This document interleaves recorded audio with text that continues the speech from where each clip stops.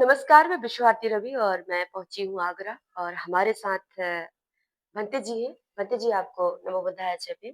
मंगल। जैसा कि भंते जी आप आगरा में आज आए हैं, तो आगरा में आने की क्या वजह है? क्या यहाँ कुछ कार्यक्रम है? इसके बारे में कुछ बताएँ आप? आपके दर्शकों को और पूरे भारत और इस संसार को कल जो भिक्षुणी संघ दिवस है, उसकी अनंत मंगल कामनाएँ। सभी को नमो बुद्धाय, जय भीम।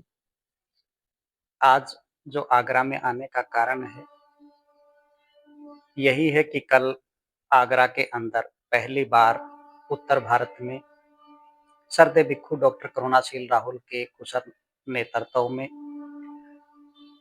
सर्वदया भिक्षुणी धम्मिना के नेतृत्व में ये भिक्षुणी संघ दिवस है, बड़े धूमधाम से भव्य तरीके से मनाया जा रहा है। इसी की तैयारियों को लेकर हम आगरा में आए हुए हैं, ताकि लोगों से संपर्क किया जाए, इनको इस प्रचार-प्रसार की जानकारी दी जाए, ताकि ये इस भिक्षुणी संघ दिवस में है, शामिल होकर इसको और भव्य बना सकें। भंते जी, जैसा कि हम सभी देखते हैं कि जो भिक्षु लोगों की जो संख्या है या भिक्षु लोग हमें कहीं न कहीं दिख जाते हैं, मिल जाते हैं। उनकी संख्या भी ज़्यादा है, हमें भिक्षुणी नहीं देखने को मिलती है और आम व्यक्ति इसको समझ भी नहीं पाता कि भिक्षुणी संघ भी है, भिक्षुणी संघ का क्या इतिहास है, भिक्षुणी संघ क्यों ज़रूरी है समाज के लिए, हमारे लिए कैसे वो ज़रूरी है, आखिर क्या है इनका काम? ये सारी चीज़ों को एक आम व्यक्ति नहीं समझ पाता है। तो भिक्षु जी आपसे भंते जी आपसे निवेदन है कि आप थोड़ी-सी भिक्षुणी संघ के बारे में बताएँ, इनका इतिहास के बारे में बताएँ और हमारे ऑडियंस जान पाएँगे। देखिए, ये दुनिया का दस्तूर है, बड़ा लंबा इतिहास है कि यहाँ सबसे पहले हज़ारों वर्ष पहले हम बात करें, तो सिद्धार्थ से बुद्ध बने और उन्होंने पहली बार महिलाओं की शिक्षा के लिए आवाज़ उठाई, समानता की बात की और उसी कड़ी में भिक्षु संघ की स्थापना के बाद महाप्रजापति गौतमी के नेतृत्व में जब उनको ये एहसास हुआ, आभास हुआ कि यही सत्य का मार्ग है, यही कल्याण का मार्ग है, हमें भी इस मार्ग पर चलकर अपना कल्याण करना चाहिए और अनंत लोगों के कल्याण में भागीदार बनना चाहिए। तो उनके सतत प्रयास से भिक्षुणी संघ का निर्माण हुआ, भिक्षुणी संघ की स्थापना हुई। उसके बाद से अनंत लोगों का, जिसमें बड़ी संख्याएँ कहें कि आधी आबादी जो महिलाओं की है, उनमें एक चेतना जागृत हुई और वो भी बड़ी संख्या में अपना कल्याण कर पाई। फिर समय-समय पर महिलाओं ने है अगवानी की, हिम्मत और हौसला बनाकर अपना कल्याण के लिए वो आगे बढ़ी, चाहे इसमें मीराबाई की बात हो या सावित्री बाई फुले की बात हो, तो उन्होंने भी जब शिक्षा के महत्व को समझा, उन्होंने पहले खुद शिक्षा ग्रहण की और महिलाओं के लिए या शिक्षा से वंचित लोगों के लिए उन्होंने स्कूल खोलने का कार्य किया। एक बार फिर बाबा साहब के सपने को साकार करने के लिए, जहाँ इस भारत से ही बुद्ध का जन्म हुआ और पूरे संसार के अंदर इसका प्रचार-प्रसार हुआ और पूरे संसार को ये धम्म का मार्ग मिला। यही धम्म है जो बुद्ध का मार्ग है, वो लुप्त सा हो गया था और बाबा साहब की इस धम्म क्रांति के बाद फिर से इस देश में भिक्षु कहीं-कहीं नज़र आने लगे और आज तो उसी संघर्ष और त्याग का परिणाम है कि आज भिक्षुणियाँ भी है, दिखाई देने लगी हैं। महाराष्ट्र में काफ़ी संख्या में हैं और देश के अलग-अलग राज्यों में भी कहीं कम-ज़्यादा जो भिक्षुणियाँ हैं, वो इस धम्म को गतिमान करने में अपनी भूमिका अदा कर रही हैं। इसी कड़ी में फिर से बुद्ध का शासन स्थापित हो, बाबा साहब का सपना साकार हो, महिलाओं को समानता, स्वतंत्रता, बंधुता और न्याय का ये अधिकार मिले। इसके लिए कुछ जो महिलाएँ हैं, जो श्रद्धावान उपासिकाएँ हैं, जो सत्य को जान गई हैं, तथागत बुद्ध को अपना शास्त्र जिन्होंने मान लिया है, वो इन गुलामी की बेड़ियों को तोड़कर अंधकार और अज्ञानता के सागर से बाहर निकलकर ज्ञान के प्रकाश से अपने आप को अलौकिक करती हुई, अपनी ज़िम्मेदारियों को बखूबी समझती हुई, उन्होंने भी एक कदम आगे बढ़ाया है, जैसे महाप्रजापति गौतमी ने बढ़ाया। और कल आप देखेंगे कि आगरा में ही इन्हीं के प्रयास से एक भव्य आयोजन होगा, भिक्षुणी संघ दिवस मनाया जाएगा और पूरे आगरा नहीं, पूरे उत्तर प्रदेश नहीं, पूरे भारत नहीं, पूरे संसार को फिर से ये दिखाया जाएगा, बताया जाएगा, चेताया जाएगा कि फिर से बुद्ध का जो धम्म है, ये स्थापित होगा, जिसमें भिक्षुणी संघ की बड़ी भूमिका होगी और फिर से इस कल्याणकारी मार्ग का प्रचार-प्रसार के लिए भिक्षुणी संघ वैसे ही काम करेगी, जैसे बुद्ध के काल में करती थी। भंते जी, आपका बहुत-बहुत साधुवाद। जैसा कि भंते जी ने बताया कि जो आंदोलनकारी महिलाएँ थी, बुद्ध के शासन के टाइम पे भी आंदोलनकारी महिलाएँ रही हैं, जो कि भिक्षुणी संघ की स्थापना की अगर बात करें तो महाप्रजापति गौतमी ने ही उनके दृढ़ प्रयासों से भिक्षुणी संघ की स्थापना हुई थी। और ऐसे ही कालांतर से लेके वर्तमान युग तक ऐसी ही महिलाओं ने अपने संघर्ष के लिए, अपने सजगता के लिए, अपनी पहचान की, अस्तित्व की लड़ाई लड़ रही हैं। और भंते जी ने बहुत अच्छा मार्गदर्शन दिया और जन-जन आंदोलन तक ये बात पहुँचे कि भिक्षुणी संघ क्यों ज़रूरी है, कितना तथागत बुद्ध ने कहा है, अंधभूतो अयं लोको तेन कथु विपश्यति शकुंतो जालमुत्तो व अपो सगाए गच्छति। अर्थात ये संसार या इस संसार में जो लोग हैं, वो अंधे हैं। बहुत कम लोग हैं जो सच्चाई को जानते हैं या विशेष प्रकार से देख सकते हैं, जिसको हम कहें कि प्रज्ञा से, अपने विवेक से, अपने अंतःकरण को वो देख सकते हैं।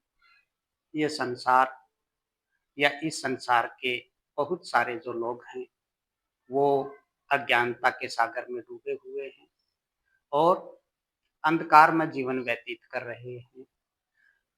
बहुत थोड़े लोग ही ऐसे होते हैं जो एक पक्षी के समान जो जाल को तोड़कर आकाश में उड़ जाते हैं, ऐसे होते हैं। तो इसलिए बहुत थोड़े लोग ही ऐसे हैं जो इस अज्ञानता से, इस अज्ञान रूपी सागर से बाहर निकल पाते हैं और प्रज्ञा, विवेक की आँखों से अपने अंदर के अंधकार को देख पाते हैं और उसका नाश कर पाते हैं और उस पक्षी की तरह ही उस जाल को तोड़कर है इस ज्ञान रूपी आकाश में उड़ पाते हैं। तो इसलिए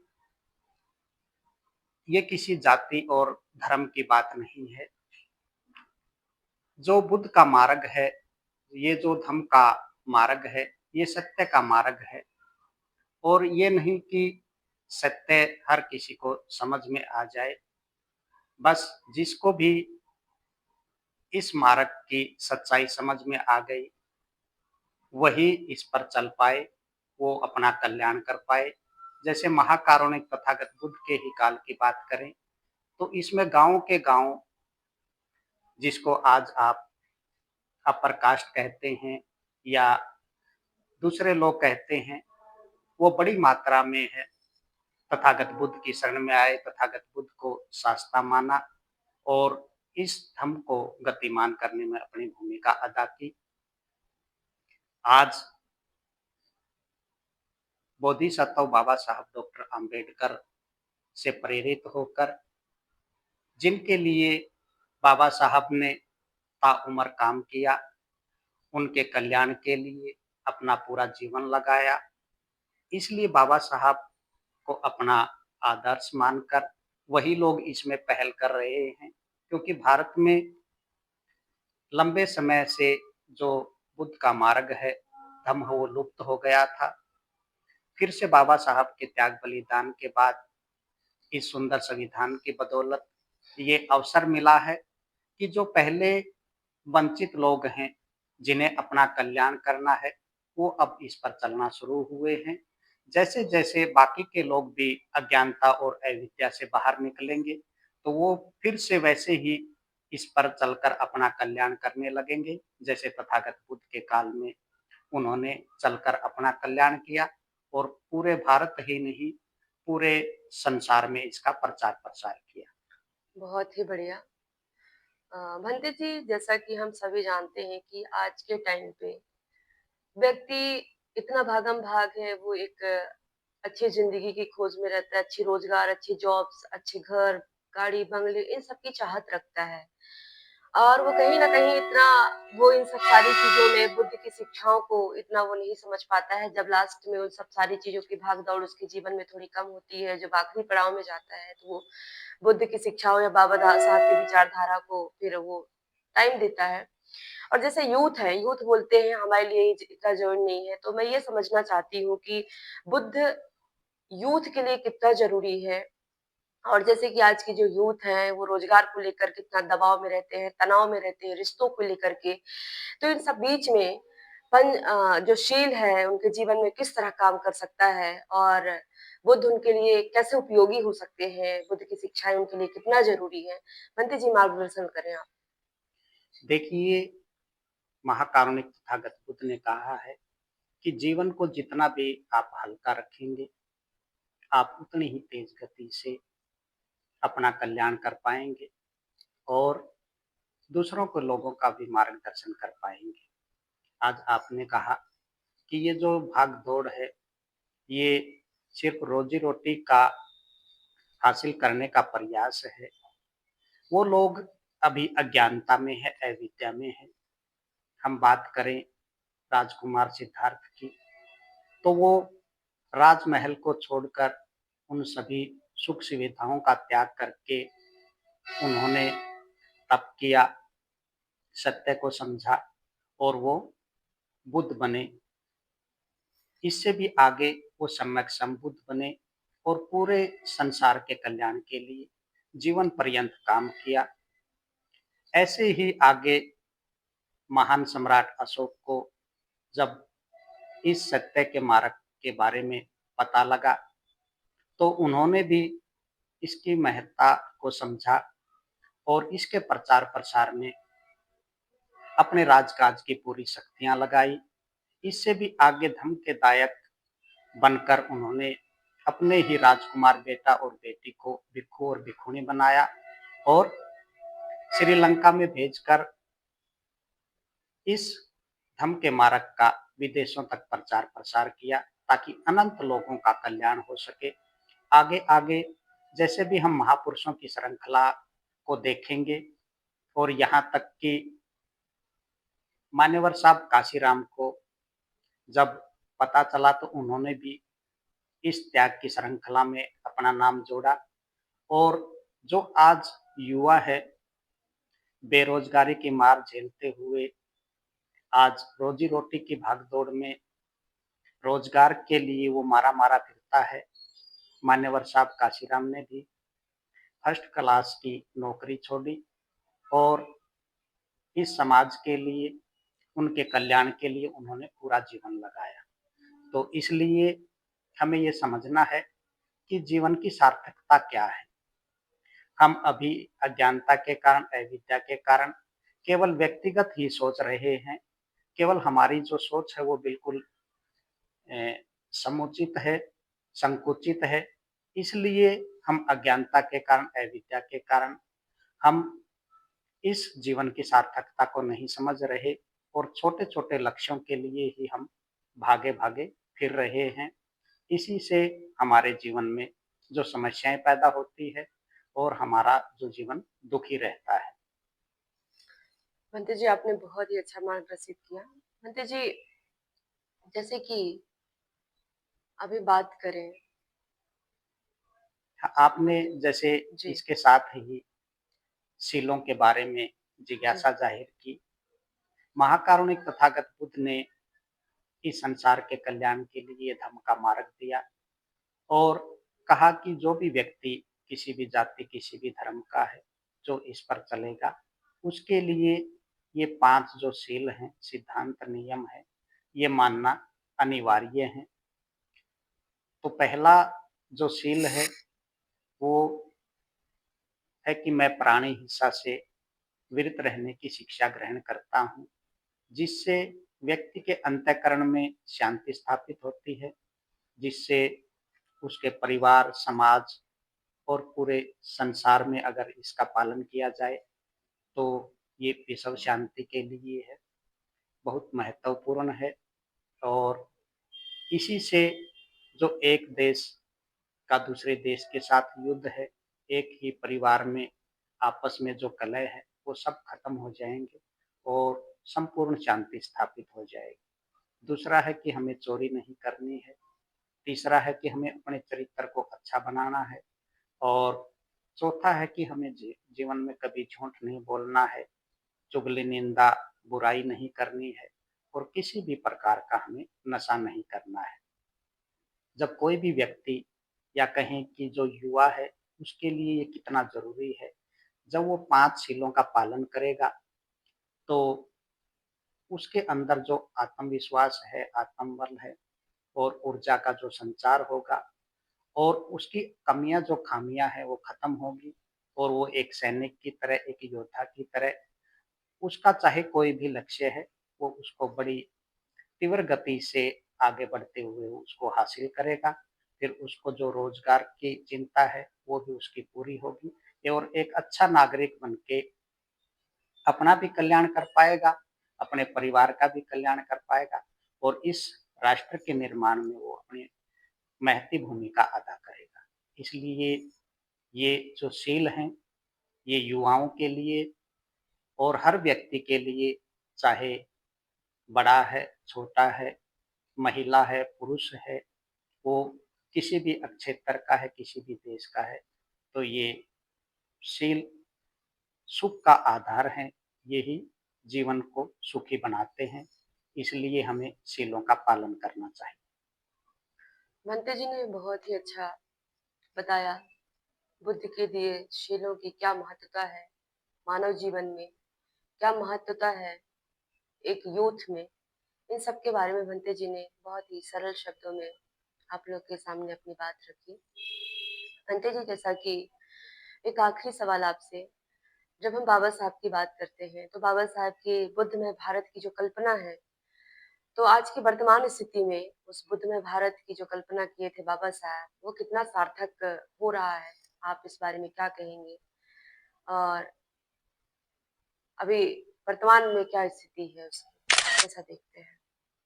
देखिए, बाबा साहब ने जब बुद्ध के मार्ग पर चलने का संकल्प लिया और साथ ही फिर से इस भारत को बौद्धमय बनाने का संकल्प लिया, लेकिन प्रकृति को ये मंज़ूर नहीं था और बाबा साहब हमारे बीच से जल्दी चले गए। लेकिन बाबा साहब ने कहा कि ये धम्म के प्रचार-प्रसार का जो महान कार्य है, उन्होंने अपने कंधों पर लिया, लेकिन आज बाबा साहब हमारे बीच में नहीं हैं।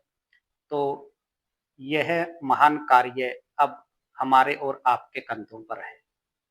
अब हम कितनी नैतिक ईमानदारी के साथ इसका निर्वहन कर रहे हैं, ये हमारे ऊपर निर्भर करता है।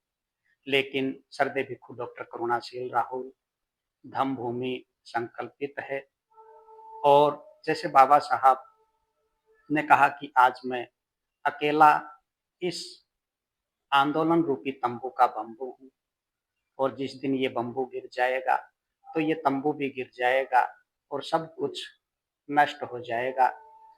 तो इसी पावन धरा पर सर्व भिक्षु डॉक्टर करुणाशील राहुल ने ये ऐलान किया कि मैं बनूँगा तंबू का बम्बू और सर्व भिक्षु डॉक्टर करुणाशील राहुल के नेतृत्व में धम्मभूमि इस संकल्प के साथ इस देश को बौद्ध बनाने के लिए दिन-रात मेहनत कर रही है। उसी कड़ी में ये जो बड़े-बड़े कार्यक्रम सर्व भिक्षु डॉक्टर करुणाशील राहुल के सानिध्य में धम्मभूमि के प्रयास से श्रद्धावान उपासक और उपासिकाओं के दान, योगदान, सहयोग से जो इतने भव्य तरीके से हो रहे हैं, ये समाज के अंदर जो निराशा है, उसको तोड़ने का कार्य कर रहे हैं। उनके अंदर उत्साह का संचार कर रहे हैं और हम सब मिलकर बड़ी तेज गति से इस देश को बौद्ध में बनाने की प्रक्रिया में आगे बढ़ रहे हैं और वो दिन दूर नहीं है जब हम जल्द ही बाबा साहब के इस सपने को साकार करेंगे। हम खुद बौद्ध बनेंगे और बौद्ध भी वैसे ही बनेंगे जैसा बाबा साहब चाहते थे। हम सच्चे और अच्छे बौद्ध बनेंगे, अपनी परंपराओं, अपने प्रतीकों के साथ और अपने ही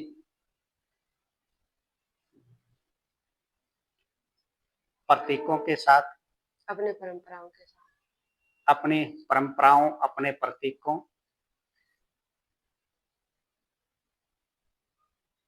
चलो इसको काट तो जल्दी ही हम अपनी व्यवस्था का निर्माण का काम है वो भंते जी के सानिध्य में आगे बढ़ा रहे हैं और जल्दी ही हम इस सपने को साकार करेंगे और सर्व भिक्षु डॉक्टर करुणाशील राहुल ने ये स्लोगन दिया है कि मैं बौद्ध हूँ, जाति से मुक्त हूँ, बौद्ध मेरा समाज है।